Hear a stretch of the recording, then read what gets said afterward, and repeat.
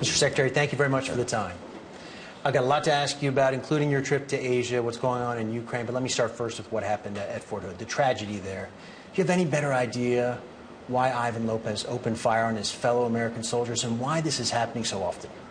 Well, it is a terrible tragedy, and it's been revisited once again on Fort Hood.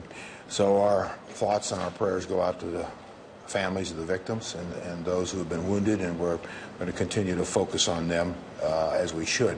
But in the meantime, let the investigators do their work. We don't have a lot of the answers. We don't know why it happened. We don't know why he did what he did. We will find that out, but this is 24 hours away from that terrible incident, so we're working very hard to assure, first of all, the safety on all of our bases of our men and women who work there every day and their families, so that they're reassured. But we'll find out. What does it say, sir, that America's military men and women are finding themselves in harm's way back here at home as well? Well, it's a terrible statement. I recognize that. We all do. But like anything, we've got to figure out what happened and what went wrong. We've been adjusting to and implementing a number of recommendations that came out of the 2009 Fort Hood incident, the Navy Yard incident last year, to further bring more security and further security to our bases. And we'll see what comes out of this as to how do we assure in every way possible the safety and security of those bases. You've been meeting with 10 of your Southeast Asian counterparts. You're going on to Japan, China, Mongolia. You've said and just told us here this is again a sign of the commitment to the rebalance to the Asia-Pacific from the Obama administration. My question for you, sir, is given what's happening in Ukraine, Syria, American troops still in Afghanistan, is this really the right time to rebalance towards Asia? Well, I don't think you can develop your strategic interests based on one episode or two episodes.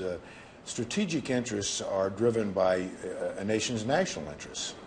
We've been a Pacific power for many, many years, a significant Pacific power.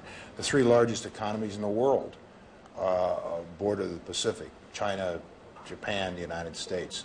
We have treaty obligations here. We have some of our strongest allies in this area. We have tremendously important interests: security, stability, economic, diplomatic interests in this area. So it's not a matter either of choosing which part of the world we're going to be in and which part of the world we're not going to be in. We're not retreating from any part of the world. We have 400,000 men and women deployed, stationed all over the world in 100 countries. We're strong in NATO. We're going to continue to be, the Middle East. But this is an area that is very important to America and for our future. And for the Chinese, and you're going to be meeting your first trip as Secretary to China. I know you've been there before in the past. Why shouldn't they take this rebalance as a direct threat? Well, we've assured them in every way. President Obama has in his recent meeting with President Xi, Mrs. Obama being in China. I have, Secretary Kerry, all of our administrations, that this is not a contained China approach.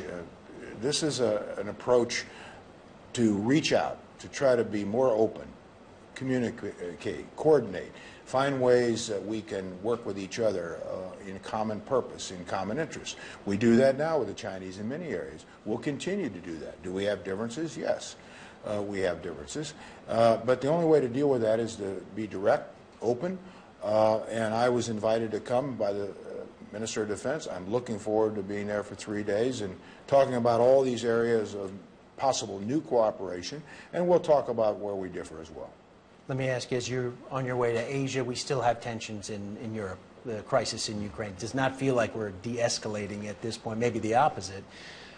What's your sense right now? What evidence do you have, if any, that the Russians, those troops along the Ukrainian border, are backing down in any way or heading home? We do not have any verification that they are pulling troops back. There have been various reports that they are moving troops back.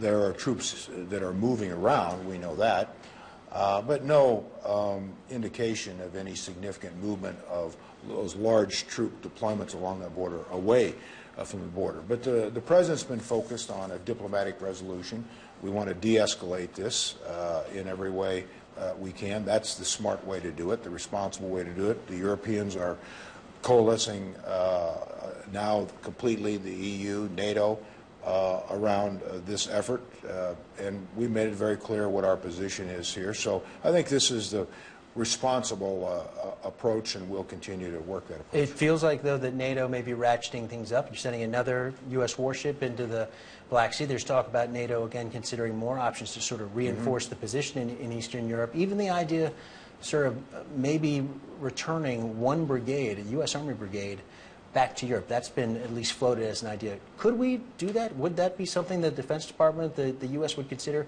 sending an Army brigade back permanently to Europe?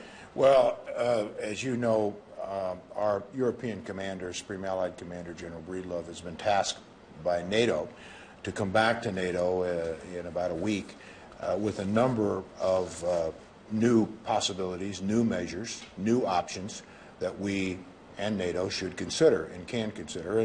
And those areas that you just mentioned are well, they're all part of the measures that could be considered, but let's wait to see what General Breedlove comes back with. Do you get a sense, are you worried this is going to become worse before it gets better? No, I don't think there's any escalation on our part. We told the Russians there would be consequences for their actions. We've taken economic sanctions, the EU, United States, and so we've been very clear what measures we would take. Did the Obama administration misjudge Vladimir Putin and the challenge posed by Russia going forward? I don't think anybody misjudged Vladimir Putin. Let's go back to 2008 when President Putin invaded Georgia. So this isn't a particularly new approach that he's taken, but what you always have to do is you have to always be prepared for any contingencies, any possibilities, but I don't think it was a matter of misjudging Putin. What his intentions were, why he did what he did, we still don't understand fully, but the point of responsible governments is to have strong options and capabilities and be prepared for any contingency. It's a dangerous world out there, and it's a very unpredictable world. And you're having to negotiate that in an environment of dwindling defense dollars, of tough budgets. You just presented one. Has the situation in Ukraine, the crisis there, led you to reassess even the budget you just submitted? Would you do things differently now, knowing what's happened? Well, let's not forget, the number that I presented in the President's budget was not my number, was not the President's number. That was a number that was already agreed to by Congress in the bipartisan budget agreement in December. So the $496 billion budget You'd love to have a bigger number. We've already presented a bigger number. The budget that I presented, President Obama's budget, was a bigger number. And we've asked for $116 billion more than what the numbers are right now based on sequestration in the next 2 years. And for this year, a $26 billion increase in the budget as well. So President Obama made that very clear, as I have. Does this crisis, in some strange way, make your case for you that these numbers need to be higher? Could the Ukraine crisis, the challenge posed by Russia, ultimately help Chuck Hagel get the kind of budget you want?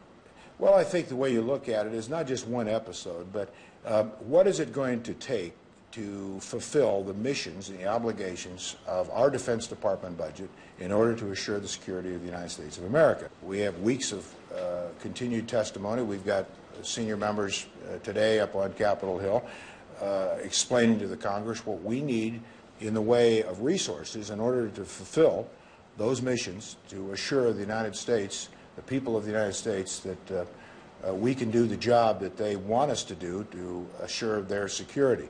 So we believe it's going to take increased resources. We've laid that out, we've given the numbers, and we've given the rationale. You're on your way to Mongolia. You're the first defense secretary to go there since Don Rumsfeld about 10 years ago. When he got there, when he left, they gave him a gift of a horse. My question is, are you prepared for a similar gift, and is there room on the plane?